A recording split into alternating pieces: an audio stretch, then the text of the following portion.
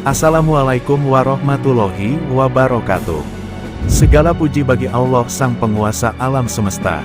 Semoga solawat dan keselamatan tercurahkan selalu pada Nabi dan Rasul termulia, Nabi Muhammad SAW, berserta keluarga dan para sahabatnya, hingga akhir zaman.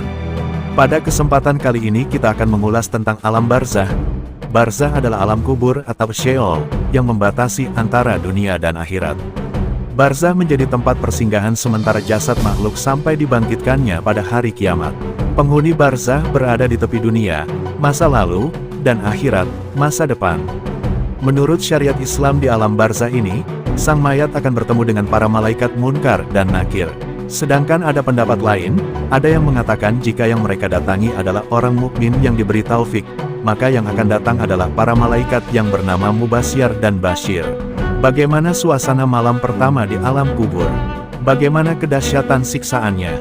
Dosa-dosa apakah yang menyebabkan siksaan kubur? Bagaimana kaidah menjemput kematian terindah?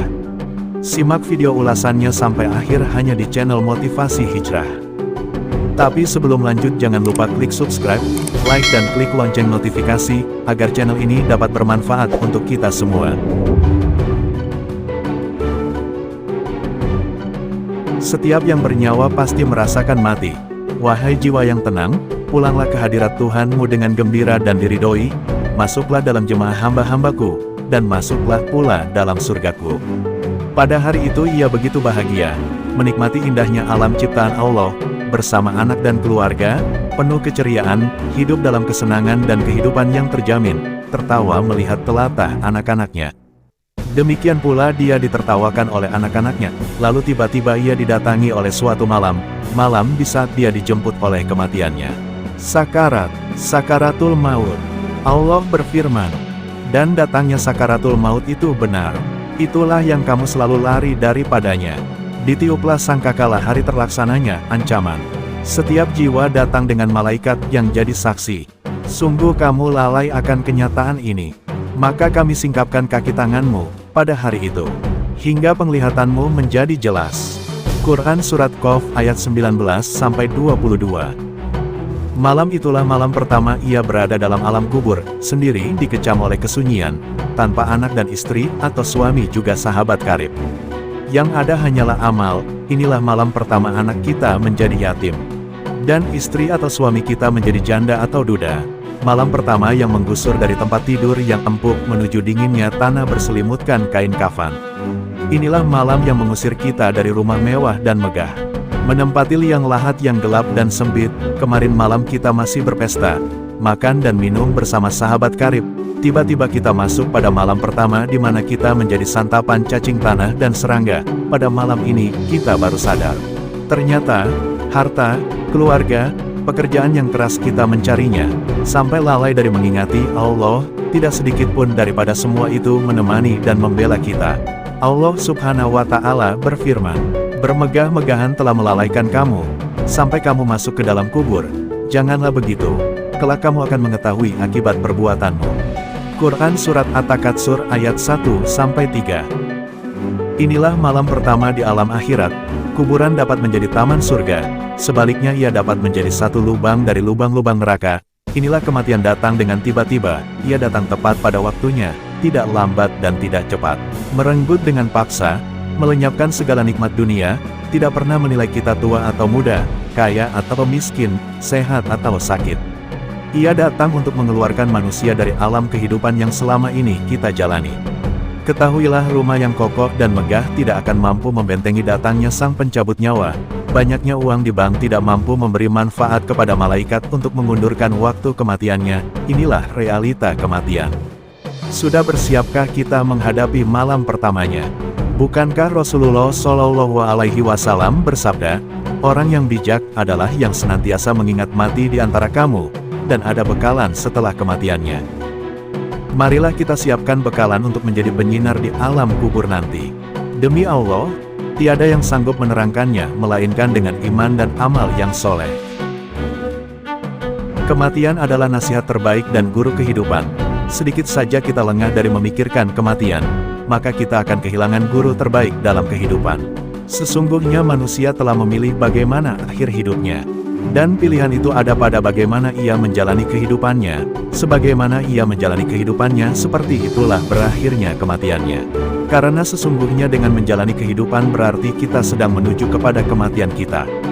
Pernahkah kita mendengar berita tentang seorang penzina mati di dalam hotel di atas perut pasangannya, seorang penagih hutang mati ketika menagih hutangnya dan para penjudi mati di atas meja judinya? Alangkah malangnya, saat ajal tiba kita masih berlumur dosa berbalut nista. Inilah malam pertama kita di alam kubur, sendiri, dicekam sepi, gelap yang tidak pernah terbayang, hilanglah sudah semua gemerlapnya dunia. Rumah dengan jerih payah bertahun-tahun telah kita bangun. Istri atau suami dan pengabdiannya begitu tulus, anak, yang padanya darah daging kita, orang tua, yang titisan kasih sayangnya, mengalir di dalam tubuh kita. Dan pekerjaan yang bermati-matian kita habiskan waktu untuknya, mobil mewah yang selalu menjadi kebanggaan, tapi kini hari itu telah pergi. Masa pun telah tiada, yang tersisa hanya dosa, yang terus terbayang. Teringat akan istri atau suami yang senantiasa dinafikan hak-haknya. Anak, yang telah kita kotori tubuhnya dari nafkah yang haram, orang tua, yang di sisa hidupnya belum sempat dibahagiakan, sahabat karib, yang meminta bantuan kita biarkan. Dan kawan-kawan yang telah banyak kita kecewakan. Ya Allah, masihkah ada hari milikmu untukku, agar bisa kulunaskan segala urusan, lilitan hutang yang belum terbayar, banyaknya amanah dan kepercayaan yang tidak disampaikan. Beribu janji yang sering diingkari, dan uang korupsi yang telah kita nikmati dan kita bagi. Namun kini pintumu sudah tertutup rapat, bertaubat sudah terlambat, menyesali diri sudah tidak berarti. Dan tinggallah sendiri menanggung beban dosa dan kesalahan yang tidak termaafkan, merasakan penderitaan yang panjang yang tiada berakhir. Sekarang, adakah dalam hati kita mati itu sebagai penasihat? Semoga, selagi masih ada waktu untuk hijrah. Kesempitan kubur, pertanyaan malaikat, azab atau nikmat kubur, ditempatkannya ruh dan kebangkitan. Alam kubur adalah alam perantaraan kehidupan dunia dan akhirat yang dimulai setelah kematian dan berakhir selepas kebangkitan. Selama masa ini, seorang yang beriman merasa bahagia, sementara orang kafir merasa sengsara. Orang yang sudah mati akan dihimpit dalam kubur. Siapapun ia, kafir atau muslim akan merasakan himpitan kubur.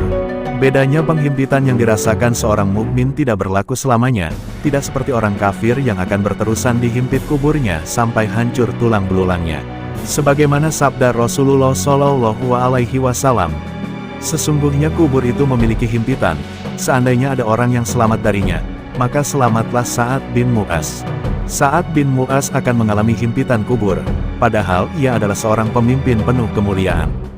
Kematiannya menggoncangkan arsy, dibukakan baginya pintu-pintu langit, kesyahidannya disaksikan oleh 70.000 malaikat. Hadis yang diriwayatkan oleh Nasai secara lengkap dari Rasulullah Shallallahu Alaihi Wasallam, kematiannya menggoncangkan arsy, dibukakan baginya pintu-pintu langit, pintu yang banyak, kesyahidannya disaksikan oleh 70.000 malaikat. Maka sungguh ia mengalami himpitan kubur, kemudian Allah melapangkannya. Apabila Sa'ad bin Mu'az seorang pemimpin yang besar, hamba Allah yang soleh dan mendapatkan mati syahid mengalami himpitan kubur, bagaimana dengan kita? Rasulullah Shallallahu Alaihi Wasallam bersabda, seorang manusia apabila diletakkan dia di dalam kuburnya, dan sahabatnya berpaling pulang, sedang ia mendengar suara sandal mereka, akan datang kepadanya dua malaikat dan mendudukkannya dan bertanya, siapakah Tuhanmu? Siapakah Nabimu? Apakah agamamu? Dia menjawab, Allah adalah Tuhanku, Muhammad adalah Nabiku, Islam adalah agamaku. Terdengarlah seruan dari langit, benar, hambaku. Hamparkan baginya tikar dari surga. Lalu angin dan wangi surga datang kepadanya.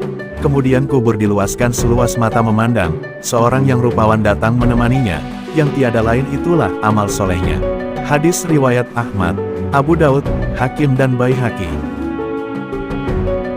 Benarkah kita bisa menjawabnya? Dari lisan yang jarang menyebut asmanya, dan ibadah yang sering kita remehkan, serta sunnah Rasul yang kita abaikan. Pada saat itu, kita hanya mampu menjawab, tidak, tidak, tidak.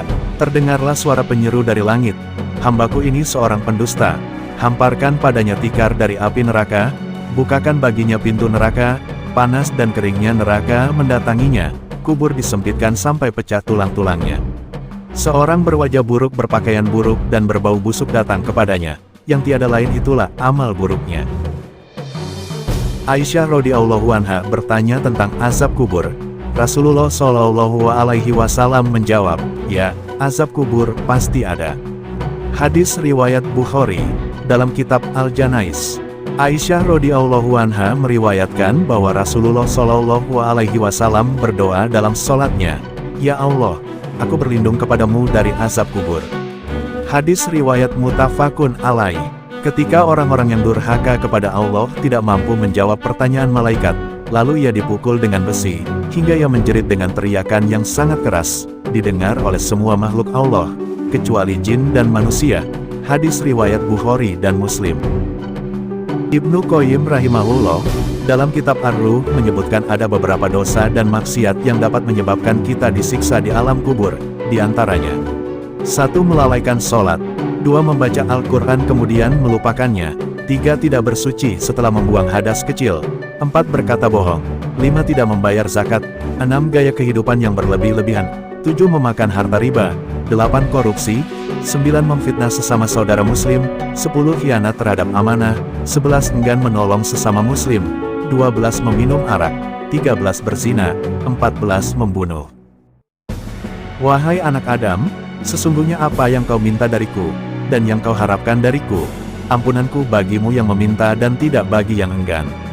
Wahai anak Adam, meskipun dosamu sepenuh sisi langit, kemudian engkau meminta ampun padaku, ampunanku bagimu dan tidak bagi yang enggan. Wahai anak Adam, seandainya kau datang padaku, dengan kesalahan seluas bumi, kemudian engkau datang kepadaku, dan tidak berbuat syirik padaku dengan sesuatu pun, sungguh aku akan berikan kepadamu ampunan. Alangkah bahagianya, seandainya maut menjemput kita sedang berurai air mata merasakan manisnya iman dalam sujud penghambaan, rindu akan perjumpaan dengannya. Alangkah indahnya air mata yang selalu berlinang dari munajat seorang anak soleh kepada Allah. Merindukan kemuliaan dan keselamatan bagi kedua orang tuanya, taburan doanya menjadi cahaya yang menerangi dari gelapnya alam kubur. Semoga ulasan kali ini dapat menjadi pengingat dan wawasan yang baik bagi kita semua. Wallahu a'lam bishawab. Wassalamualaikum warahmatullahi wabarakatuh.